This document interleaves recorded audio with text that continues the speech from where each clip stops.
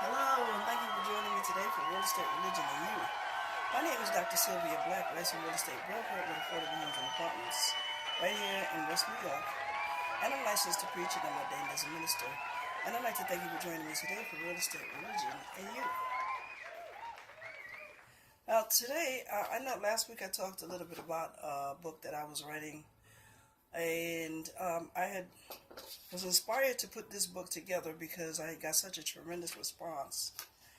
And I'll be talking about this book instead for the next couple of weeks or so until I'm done talking about it. And it's entitled Buy a Home with Your Section 8 Homeownership Voucher. Buy a Home with Your Section 8 Homeownership Voucher. And thank you for joining me today. And today I'll talk about as much of the book as I can, but I'd like to tell you a little bit about what the book is about.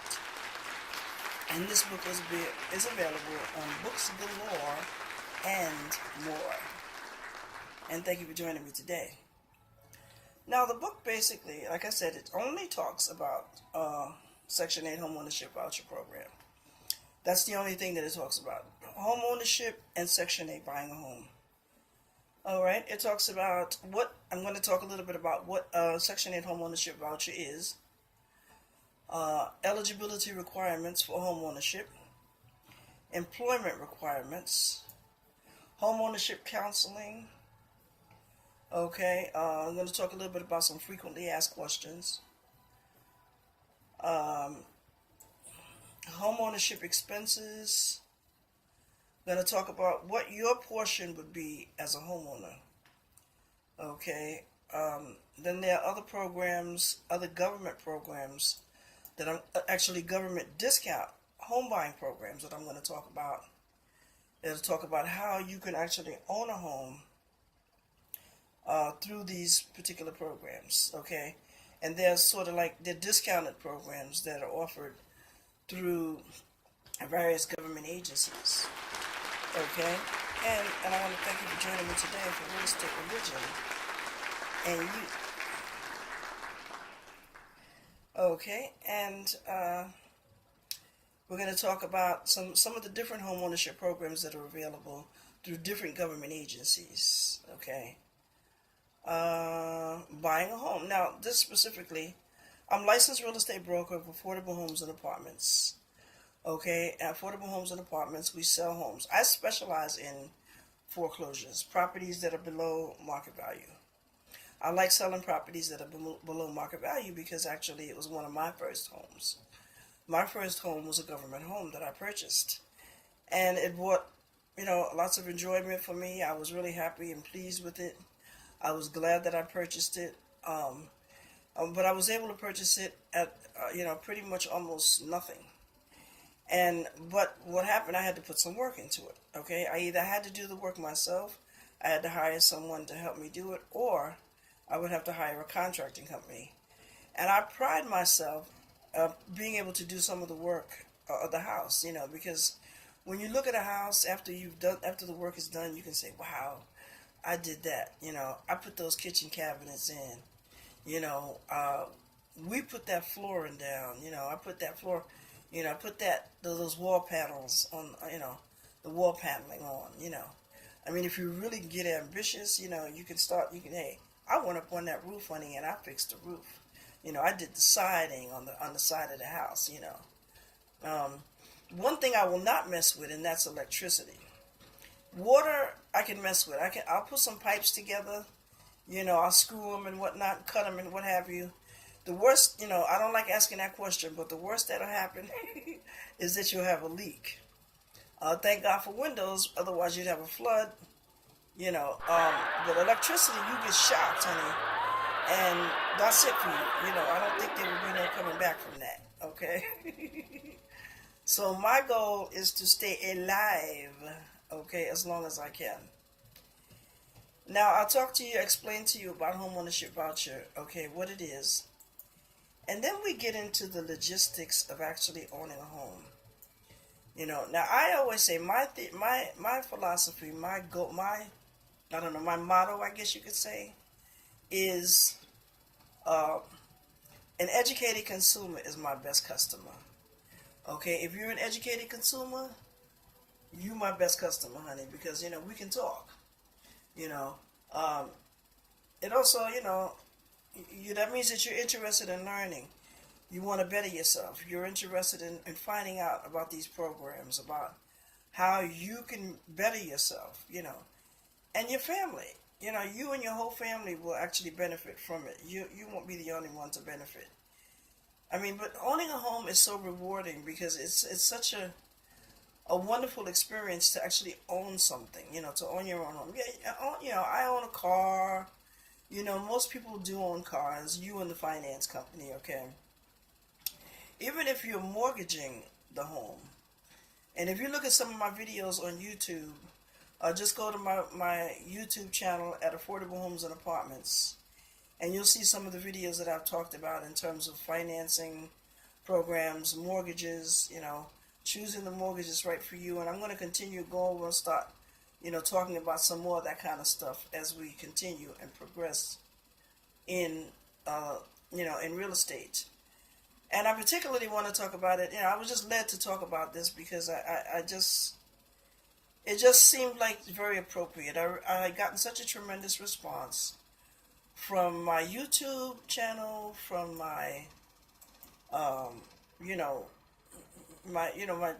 from everything that I've been putting out there. I've been getting a great response, and it's wonderful that I have been doing that. So, and I know that it's something. This is like really what I want to do to promote home ownership in low to moderate income individuals and families. Okay, there's several reasons why you should own a home, why you can own a home. First of all, it's about money. It's not only about the money, but money is a significant portion of it. Okay, when you own a home, you always have access to cash. And you'd be surprised that money will just start coming in and rolling in, and you'll have an endless supply of it. If you're educated, and you read and you become knowledgeable on the subject, then you'll never be broke. There'll always be a way that you can put some money in your pocket. And I think that's like the bottom line right there. Always be a way that you can put some money in your pocket. You'll always have money for the kids, put them on an allowance or what have you. You'll always have money for whatever you need. You don't have to ever, now, I don't know about a car note, because, you know what I mean, I'd rather pay cash. Even if I got to get a hoopty, I'd rather do that, which is what I've done. I've gotten into trouble buying those cars that were hoopties, the cheapest cars on the market. But it got me around, and I didn't have to pay no note. That was the big thing. I don't like paying no note. You have to pay, if you have a mortgage, you got to pay your mortgage. And there are other things that you are required to pay if you want to be comfortable. You got to pay your electric, your gas. Those are required. But you don't have to have a car note. But you have to have car insurance. Okay? So, car versus home. A car, when you drive it off the lot, it depreciates in value. A home, when you get the keys to your home, which is called the closing, and you open the door to your home, it's finally yours. The actual home actually appreciates. It goes up in value the moment that you purchase that home. And we'll be talking about the different types of things. I don't, get too deep into it right now because right now I'm trying to just stay focused on what I'm trying to talk about today. But owning a home is a great and rewarding experience. Like I said, it's not just about, the property itself. It's about keeping cash in your pocket. When you have a job, there's a whole lot of things that you can do with a home. You can rent it out. You can sell it. You can mortgage it, refinance it. You know what I mean? Renovate it. It's yours. You can do what you want to do. I used to say that, when you own a home, that you don't have to worry about the neighbors because you can blast your music as loud as you want. But that's only the case if the homes are a little further apart from each other. If you live in a house, that the house is like just enough room between your house and the next house to park your car, 9 times out of 10 you will not be able to play your music. Let me just tell you a little bit about me and how I got started in real estate. Okay, I'm a licensed real estate broker. Affordable Homes and Apartments is my company. Okay, and I started out, I got my license as a sales agent, okay, because I wanted to learn real estate and I wanted to learn it from an intimate perspective. I'm from New York City, Harlem in the house, okay, So when you're from Harlem, and there's these buildings, what they used to call tenements, and what they were brick buildings. Most of them were brick, and a lot of them were walk-ups. They were like 6 stories of walk-up. And you're young. You got your energy, you got your kids or whatever. So no big deal about walking up 6 flights of steps if you have to. You go to the store, you better remember everything you got to get while you're there. Because if you forget something, just remember those 6 flights of stairs that you got to walk up, or 5 or whatever. You're lucky if you get something on this. I don't like the first floor. Second or third floor is cool. But when you're younger, you can get that. When you get older, then you got to get something with an elevator. Or you better get your own house. So I started out as a 7A administrator. A 7A administrator is a court-appointed building manager. Okay, and I took this class basically because I needed help with the building that I lived in. The landlord was not making repairs, and I was shocked because the building that I lived in had 40 stories and at least about maybe 10 apartments on each floor. And there were 4 buildings in this, in the suburbs, they call it a cul-de-sac. Okay, come on, let me just keep it real. In the ghetto, they call it a dead end, okay? One way in and one way out. Roaches check in, but they don't check out, okay? And it was in a cul-de-sac. I'll just keep it nice. And there was 4 buildings, 40 stories each building. But what had happened was the 7A administrator is a court-appointed building manager. And it was a short course that I took. I got my certificate. And after that, what you got to do is you have to locate your own rundown buildings. And back then, the buildings were very easy to find, very easy to locate, because there were plenty of them. Slum laws were running rampant. They were getting away with practically murder. And tenants were suffering tremendously at the hand of the landlords. But you needed a place to stay. So you got you an apartment. It wasn't up to standards. You figured that if you kept it clean, then you would be good. But a lot of times the landlord wouldn't fix certain things, and the tenant didn't have the money to do it. Learn how to do it. You be sort of self-sufficient. For example, if you don't have those thermal insulated windows that so many people have, get yourself some plastic from Home Depot, honey. I use staples because Scotch tape doesn't stick all the time as well as it does. So I take me some staples. I got my staple gun and my supply staples and my plastic. I get the thick kind, right? Try to get the one that you can see a little bit through, because they have different grades of plastic at Home Depot. Not the kind that you blow a hair dryer through and you put it outside the windows. I use mine on the inside. Okay, I just take it, I cut it to the size of the window, and then I staple it around the window. And that's it. And then I put my curtains over it and everything, and now I have insulated windows. You have to learn how to be creative because you have to think of it like this. The landlord doesn't want to fix anything, right? Okay, so you're cold in your apartment because you got a draft in your window. So you're going to sit there and be cold, or you're going to try to find a way to keep the cold out. Okay? There's been some horror stories of people living in slumlordy apartment buildings. And this is where we as a 7A administrator was attacking the situation. Okay, however, it got dangerous because owners became very possessive of their property. I mean, just imagine, first of all, the property, the job goes like this. You get a small percentage of the collected rent rolls, right? The tenants are not paying their rent in the first place because of the conditions of the building.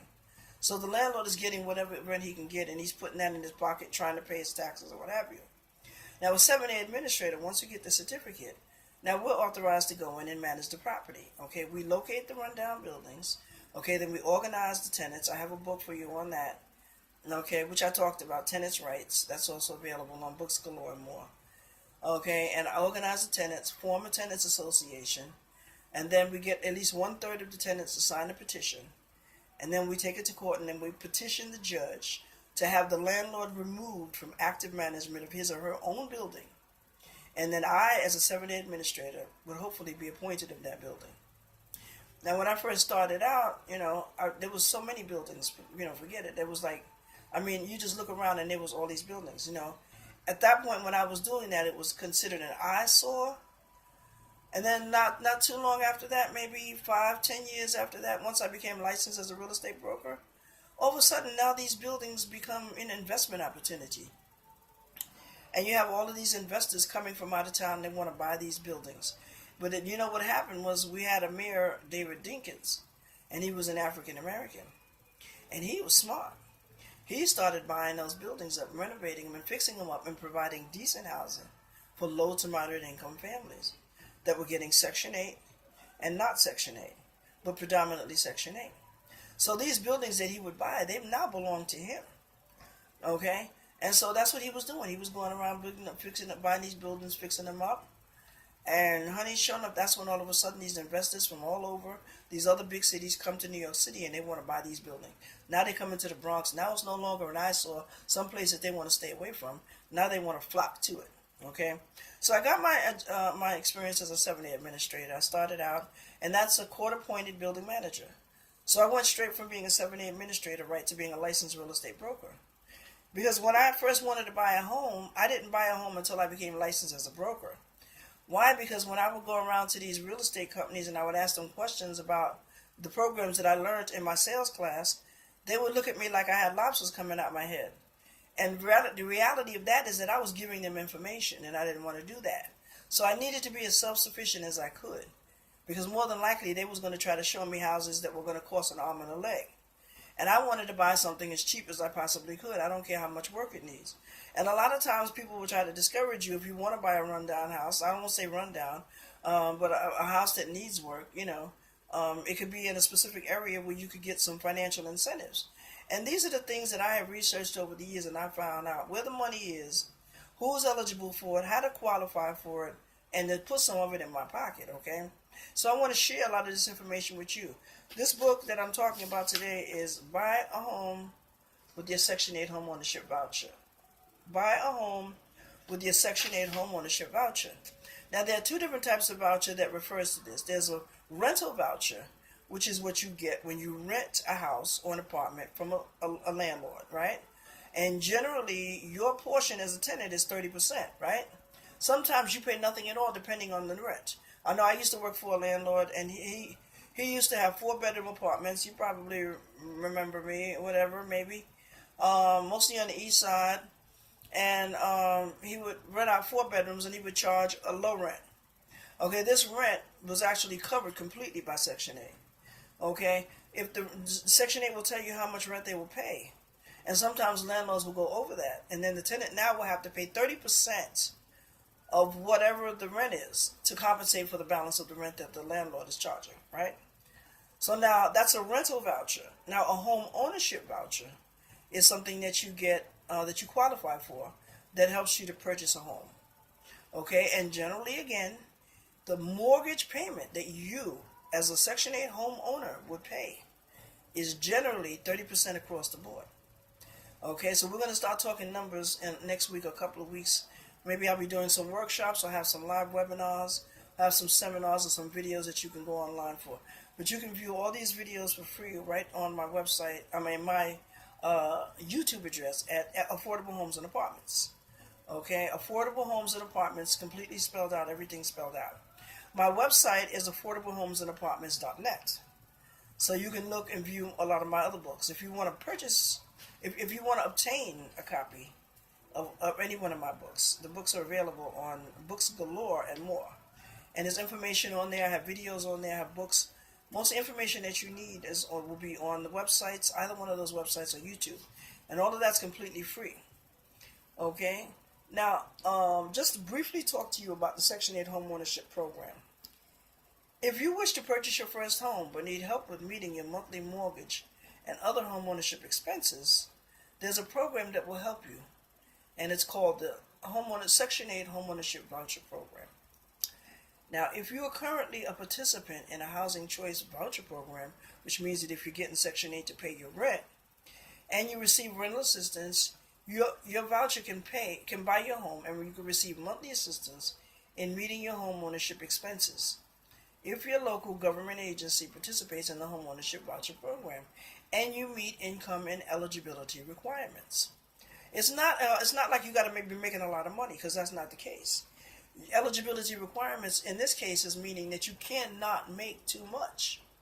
Okay, first of all, we know that income wise, you have to be making minimum wage is what, $10 in New York. Believe it or not, minimum wage is still $7 in certain states. I was researching it, and I think in Alabama, the state still wants to pay them $5 an hour, but so the federal minimum wage law stepped in and paying them 7. So you can imagine across the board, it's not $10 everywhere. It's $10 in New York, and I say thank God it is, because that gives people a chance to make money. I mean, $10 is still not a lot of money to do nothing with. You know, okay. So when I say income and eligibility requirements, they're income maximums. Okay, so you can't be making over a certain amount of money. Okay, some people say income requirements that you got to be making at least $100,000 to qualify for this program. No, you can't make $100,000. You have to be making, for a family of, I can give you the numbers exact the next time, and I'll tell you exactly where to find it at also. But these are income maximums that you will qualify for. In other words, you could possibly even be making, and I don't have the exact numbers in front of me, somewhere in the neighborhood of 20,000, 25,000, and you could, for a family of 4 or 5, and qualify for the program. So you could be making minimum wage in some cases and still qualify for this program. Okay? And I've been told, and I've read it before, I don't know if it's changed or not, but I know in the past you could also be getting permanent disability and getting Section 8 and qualify for this program. Okay? Now the only stipulation that across the board is your credit has to be decent. And there are free home ownership classes that you can take that are pretty much, and I'll talk to you about what some of these organizations teach. And in order to be a home ownership, a housing counseling agency or something to that nature, you have to be registered with one of these government agencies, okay? And they would have a license, and there was something that would specifically say that they're registered. And these are the companies that you would go to, not all of them, but 1 or 2 of them, that you can go to and take the class. And once you've completed the class, you will get a certificate of completion, and then that will qualify you to participate in the Section 8 Homeownership Voucher Program. Also, you have to be getting your housing choice rental voucher for at least 12 months, at least a year. So you have to be getting, pay for a year. You have to be, Section 8 has to be paying you rent for a year, and then you can qualify for the housing homeownership voucher program. Okay, not all states, not all everywhere, municipalities or what have you offers this program. So you have to find out. If there's a waiting list, you have to wait for the waiting list. If the waiting list is closed, I don't want to tell you what to do, but if it's closed in this part of town, move to another county. Find out what state it's open so you can participate in this program, if that's what you want to do. If you do get on the waiting list varies from municipality to municipality. Okay, if you are in a subsidized unit, now just keep this in mind. Now there are some apartment buildings where the actual apartment is subsidized. Okay, so there's I'll get the names of these documents, but okay, I'm just trying to explain the difference between. Okay, you have a Section 8 voucher, a home rental. You have a housing choice voucher. It's a piece of paper, and you present it to the landlord. You say, "Here, I got Section 8." So you can almost rent any place, any landlord that accepts Section 8, right? There are apartment buildings that are subsidized, and you don't need the Section 8 voucher to get into the apartment and to get your rent subsidized. But that will not qualify you for the Section 8 homeownership program. Okay, that will not qualify you for the Section 8 homeownership voucher program. You have to actually have the Section 8 voucher. Okay, and this book is available on Books Galore and more. Okay, it's just completed. I don't have a copy of it, but I wanted to bring it to you right away before I even got a copy of the book. I just ordered it. It's going to be here by the time of the next broadcast, hopefully. So I'm going to round this segment up, and this book is available. Okay, you can view the videos anytime you get ready on my YouTube address at Affordable Homes and Apartments. You can go to my website at affordablehomesandapartments.net. Okay, my dream is to own, is to get me some land and to build some 2-story townhouses or 2-story row houses or whatever you want to call them. and there'll be like 3 and 4 bedrooms, maybe with a basement, okay? And they'll be specifically for Section 8. People who've got Section 8 for a year. Now, and I'm going to introduce you to how, like I'm doing now, how to get the program, and then you're going to be renting, or you're going to be buying a home. These are going to be homes, townhomes, that you're going to be that you're going to be buying with your Section 8 voucher. This is an exciting program, honey, and it's an opportunity. If more people could take advantage of the Section 8 Homeownership Voucher, okay, then there would be more people available. The list, there wouldn't be a waiting list. The waiting list wouldn't be closed, because then that would transition the tenants who are getting Section 8 rental vouchers. That would transition you. Now you're a homeowner. So that's one less person now that's renting. So you have an extra slot here for a tenant. You see what I'm saying? And I believe this is an exciting program. It's always been. It just, doesn't come. I just want you to remember that there's a difference between the Section 8 rental voucher, because a lot of people ask me about that. One lady says, I have a rental voucher and I can't buy a home. Some people like to dispute the fact that, different states and different organizations, they have their different policies. What you need to be aware of is the law regarding your Section 8 homeownership voucher in the state that you live in. Okay? So I want to thank you for joining me today for Real Estate, Religion, and You. And I have been talking about a book that I am coming out with called Buy a Home with Your Section 8 Homeownership Voucher. Buy a home with your Section 8 homeownership voucher. Okay? And I'll be talking about this a little bit more next week. Okay? And I'll come back to you when I'm done with this. Then I'll come back at you with my Giants book, which is also available on Books Galore and More. Okay? But this is an exciting program, and you need to take advantage of it, because there are other programs that you can take advantage of as well. Not just Section 8 recipients, but anybody who's a first-time home buyer who's looking to buy a home, who's of low to moderate income. Okay? You can also take advantage of first-time home buyer programs. Okay? And there are requirements and stipulations, but the main thing is that you need, when you're trying to dispute something, or you want to find something and somebody's telling you no, and you don't agree with that, it's good to find out what the law has to say about it.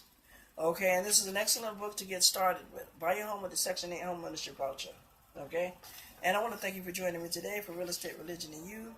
And my name is Dr. Sylvia Black. I'm a licensed real estate broker with affordable homes and apartments. And I'm licensed to preach and ordained as a minister. And I finally have my PhD in Biblical Sacred Studies. Okay, and I want to thank you for joining me today, and I ask you to holler at a sister next week. See you next week. Peace out. Books Galore and More. Peace out, y'all.